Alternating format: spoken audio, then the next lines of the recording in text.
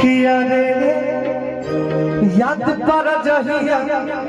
कुमार रहलू याद पर जहिया कुमार रहलू पियावा से पहले हमार रहलू याद पर जहिया रहलू पियावा से पहले हमार रहलू अब बात न हुई सुनो जे मोर करे जा दिले बड़ा तू जवन मोबाइल में खेले जा याद पर जहिया कुआर रहलू याद पर जहिया कुआर रहलू। उसी भाई के लिए ये गाना गा रहे हैं भैया दिव्यांशु भैया। अरे प्रिया से पहले हमार याद पर जहिया कुआर रहलू याद से पहले हमार रहलू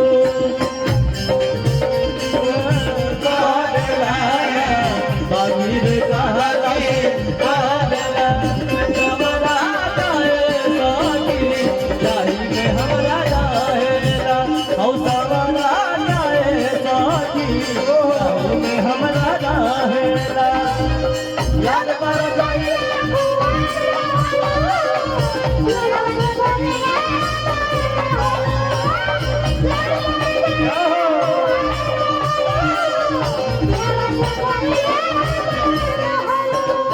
कहत लइकवा भइली रहे प्यार जब रहलू ना जान भइली रहे प्यार जब रहलू ना जान हम किया के तोके कोई से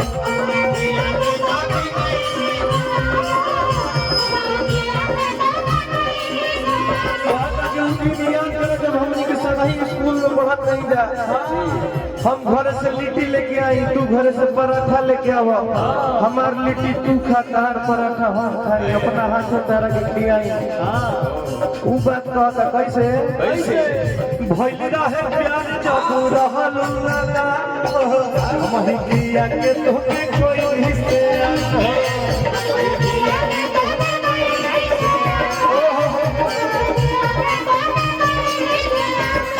जाए जान जाते बारू तो हमके जान भुलई हो पापा जी से दिन धरा के जल्दी तू चली आई हो कि जाए जान जाते बारू तो हमके जान भुलई हो। आज तक जब भी हम ये गाना गाए हैं बहुत मारवी की स्थिति में गाए हैं बहुत सैड होकर गाए हैं लेकिन आज पहली बार ये गाना हम खुशी से गा रहे थे। इधर मैच देख रहे हैं इंडिया के जीतने की खुशी इधर जाए चंदा गा रहा है